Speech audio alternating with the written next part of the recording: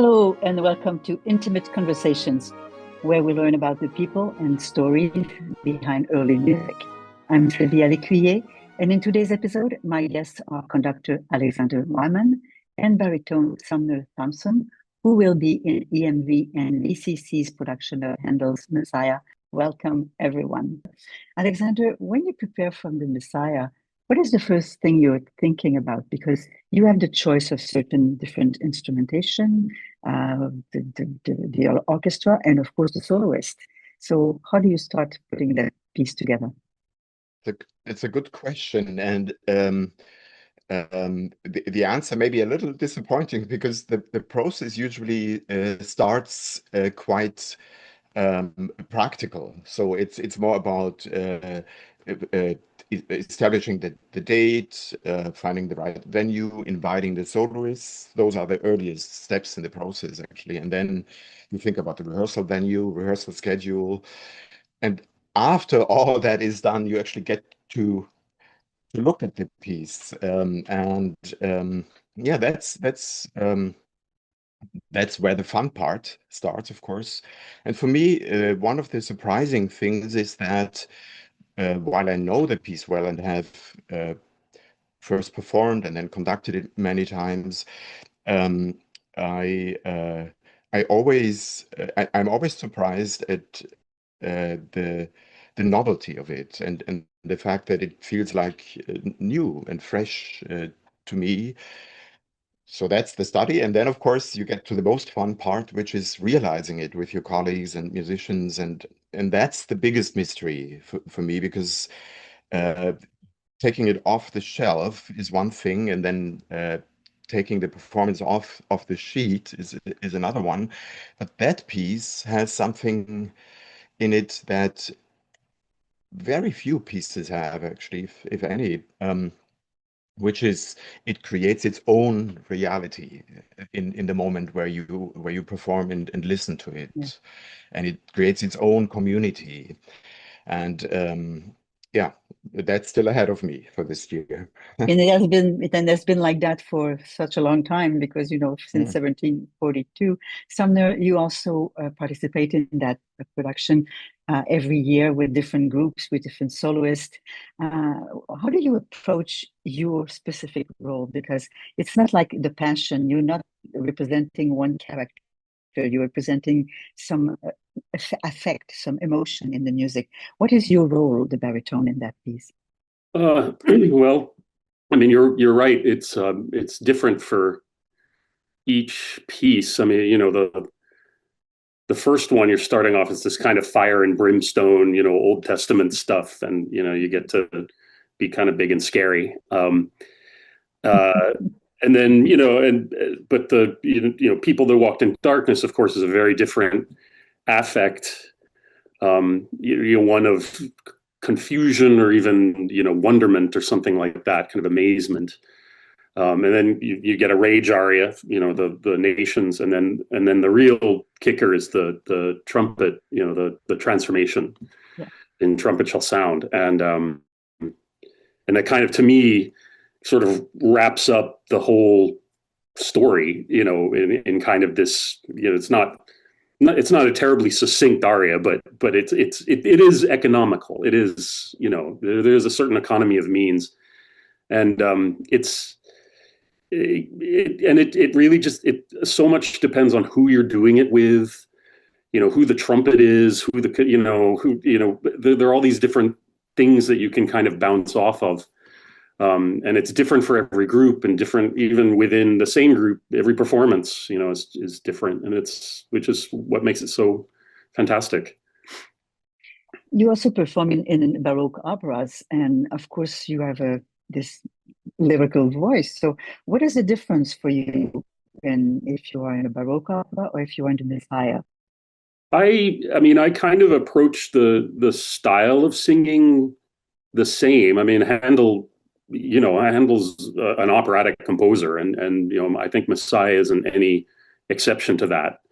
Um, so you can approach it with a little bit of more of a dramatic affect, which I think honestly you can do that pretty much in any oratorio, sacred or secular. You know, I mean, it really. I mean, you can go too far, sure, but I haven't found that yet. Absolutely. We don't have characters like in a theatrical sort of tableau, like in the Evangelist or Jesus or Judas talking. Um, of all the voices that we hear, be it the choir or the soloists, are don't know how to better put that in words, almost like voices from inside of us, and that makes the I'm in lack of better words calling it celebrating the piece, right? By just doing it, it makes it such a special event that creates itself somehow. So it's really different in that way from, and I'm saying that with the highest of respect, different from Matthew Passion, right? Where you get something that's a little more contained somehow. There's a plot to follow. It's not quite the same with Messiah, even though it's kind of the biography of some iconic life, kind of, if you want, but it has all of that religious, but more than religious, it has something spiritual beyond that somehow, which I believe you experience only when you are there. And you even I don't know whether I make a lot of sense, but even as somebody who knows the piece, right, and looks at it in my studies and imagines all the tempi and whatnot, it's a different experience from doing it in real life with everybody around. And that's a magic that this piece And has that's why very, people very want to be in strongly. the hall. I Yeah. believe so. I Yeah. believe so. It's so there is something mystical to it in a weird way. And I believe people, even though they may not be bound to denominations or churches or dogmas or so, there is a hunger for that. There's a desire for that experience. Yeah, I think you're totally right. And that's why people want to be in the hall. Exactly. Sumner, what about your part? Is it a tough part to sing?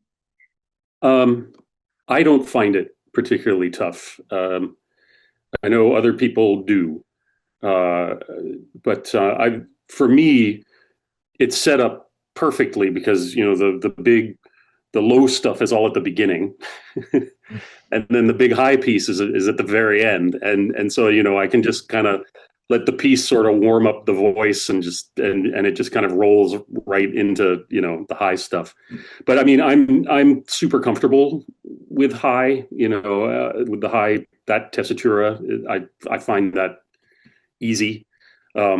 I'm more self-conscious about the low stuff at the beginning, because I don't feel that I have the big bass baritone kind of diving bell voice, especially down there. But when I get up in the top, then I can rip it.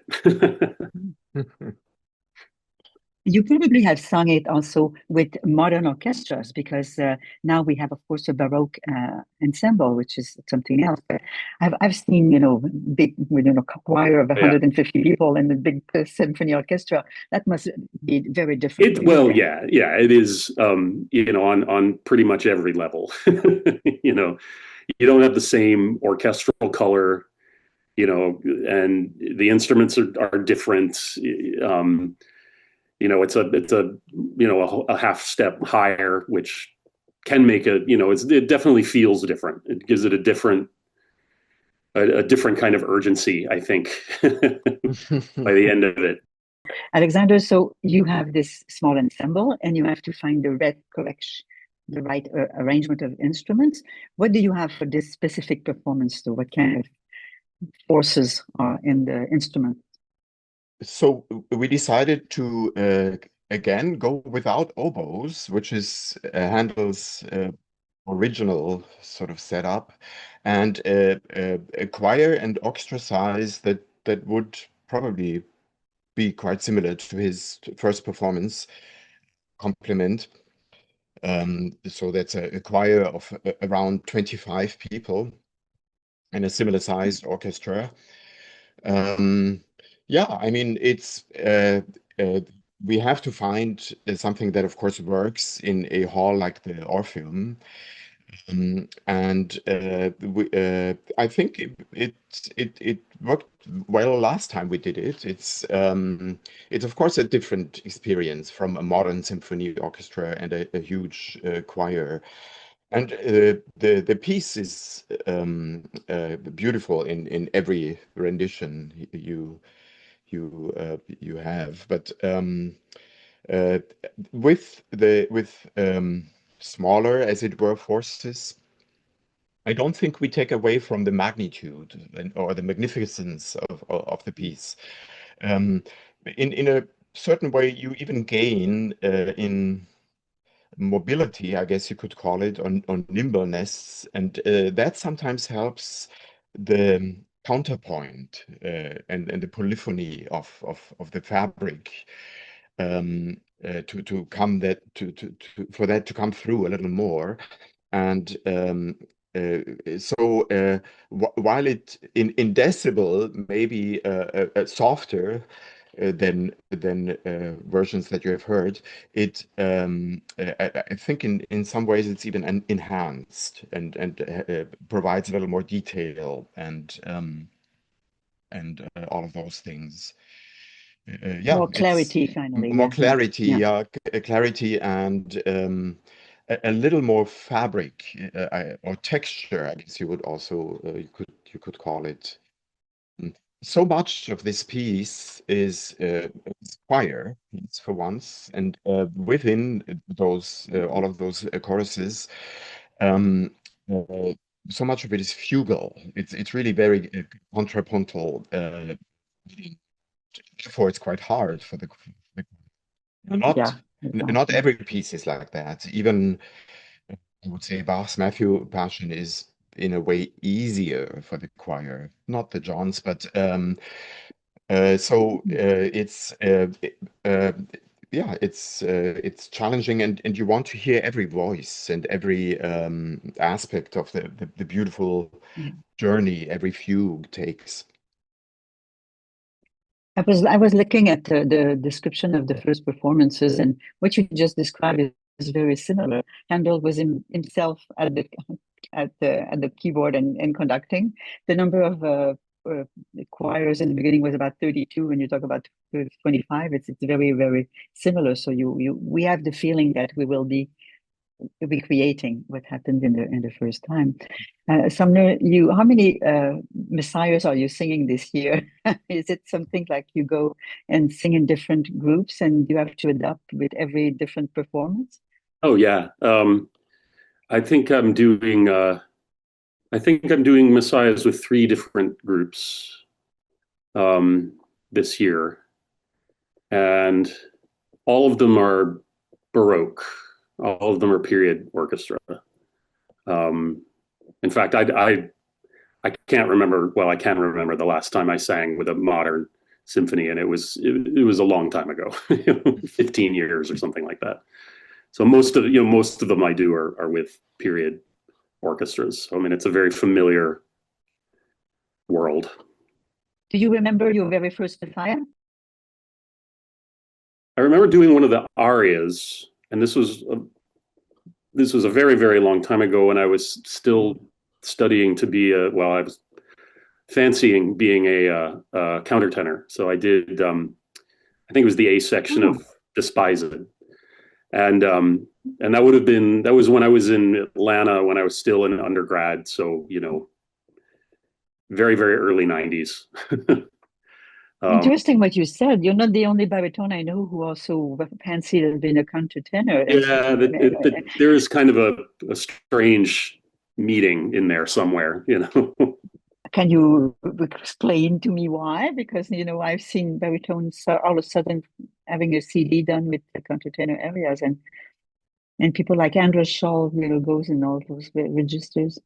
Yeah. Well, I think because this will get a little technical, but because the the tenor approach to the passaggio is quite different than the baritone, and the baritone it facilitates an easier kind of flip up into the head voice, or at least it did for me. Where you're not trying to bring the body, the chest sound up into the passaggio. So in the countertenor, it's the same. You're trying to bring the head voice down, and kind of the baritone is the same sort of thing. You want to bring the head voice down in, and so I think it's just an easier transition. It's somehow the two kind of fit together a little better than tenor. That is to say, but there are tenors who do both. I know a couple. That was absolutely fascinating to listen to you, Sumner, talking about the countertenor and baritone phenomenon here, and it gives me a little bit of a window into understanding why I find your voice so particularly beautiful and fascinating, and I think it has to do with that. With that sort of openness, to that head part. Mm. May I ask a question that you have not asked me, Sylvia, which was my first time to do the Messiah, because I actually very vividly remember that I was in my very early 20s and not conducting at that time, just being the organist orchestra, and also in charge of tuning the harpsichord and the little portative organ that we used. And I was at the beginning of my career and not very experienced. I tuned both of those instruments at the same pitch for the beginning of the show, not really knowing that organs inevitably go up during a long performance and harpsichords go down. And when it came to the trumpet aria that Sumner was talking about earlier, the pitch had risen to, I don't know, 420 or so hertz, and the trumpet player, and I remember his name, but I won't tell you.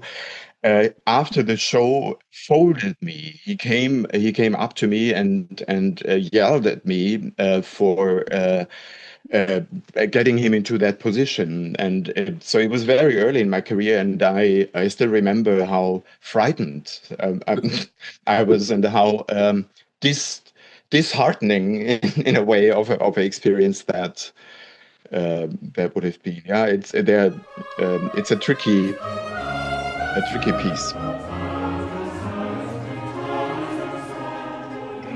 Well, thank you for chatting with me today, Sumner and Alexander. And I remind all of you, you can purchase tickets for Handel's Messiah at earlymusic.bc.ca. And I hope you will join us for the next episode of Intimate Conversations.